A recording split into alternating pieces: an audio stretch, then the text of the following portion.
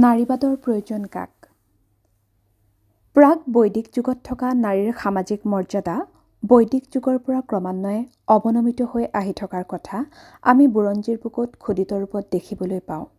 সতীদাহ প্ৰথা, বাল্যবিবাহ, বিধৱা বিবাহত নিষেধাজ্ঞা আদি বিভিন্ন অমানৱীয় সামাজিক প্ৰথাই নাৰীৰ জীৱন ভয়ংকৰভাৱে অসহনীয় কৰি তুলিছিল। নাৰী জীৱনৰ এনে যন্ত্ৰণাক বহু মহান মনীষীয়ে অনুধাৱন কৰি এই কুসংস্কাৰবোৰ দূৰ কৰিবলৈ যথেষ্ট কষ্ট স্বীকাৰ কৰি সামাজিক সংস্কাৰ সাধন কৰিবলৈ যত্ন কৰিছিল। তাৰ ভিতৰত ৰাজা ৰামমোহন ৰায়, দয়ানন্দ সৰস্বতী আদি মনীষীৰ নাম সদায় স্মৰণীয়, যাৰ ফলশ্ৰুতিত এনে কুসংস্কাৰবোৰৰ বিৰুদ্ধে স্বাধীনোত্তৰ কালতেই আইন প্ৰণয়ন কৰা হৈছিল।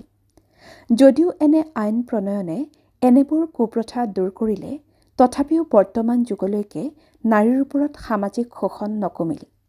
বিভিন্ন প্ৰকাৰে আজিও নাৰীসকল সমাজত নিষ্পেষিত হৈ আছে।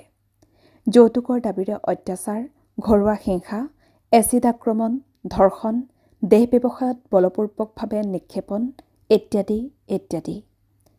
নাৰীসকলক সুৰক্ষা প্ৰদান কৰিবলৈ বিভিন্ন আইন বলবৎ কৰা হৈছে যদিও কাৰ্যত বহু শোষিত মহিলা ইয়াৰ দ্বাৰা লাভান্বিত হোৱা দেখা নাই। তাৰ কাৰণ হিচাপে দেখা যায় যে সামাজিক সচেতনতাৰ অভাৱ, শিক্ষাৰ অভাৱ ইত্যাদি। কিন্তু যেতিয়া কথাবোৰ আমি গভীৰভাৱে বিশ্লেষণ কৰি চাওঁ, তেতিয়া দেখিম যে নাৰী কোনোপধ্যেই দুৰ্বল নহয়, হ'ব নোৱাৰে। কোনো কালৰ সমাজেই নাৰীক শোষণ কৰিব নোৱাৰিব, যদি নাৰীসকলে নিজৰ শক্তিক অনুধাৱন কৰিবলৈ শিকে।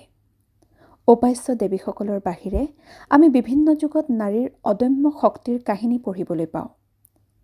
যেনে ঝান্সীৰ ৰাণী লক্ষ্মীবাই।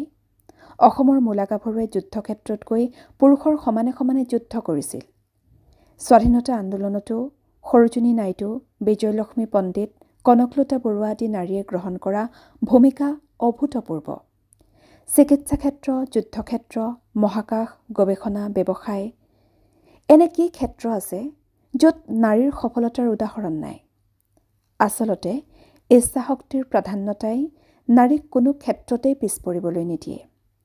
কেৱল সাজোন কাচোন কৰি নিজকে ব্যস্ত ৰাখি নাইবা ঘৰ সংসাৰৰ চাৰিবেৰৰ মাজতে নিজকে বন্দী কৰি নিজক দুৰ্বল বুলি ভাবি লোৱাটোৱে হৈছে বেছিভাগ নাৰীৰ দুৰ্ভাগ্য। এবাৰেই পোৱা জীৱনটোক এনেদৰে পাৰ কৰাটো কিমান দূৰ যুক্তিসংগত? নাৰীবাদী চিন্তাধাৰাৰ পৰা মুক্ত হৈ সাম্যবাদী চিন্তাধাৰাৰে এবাৰ কথাবোৰ ভাবি চাওকচোন। দেখিব কোনেও আপোনাক অৱদমিত কৰিবলৈ চেষ্টা কৰা নাই।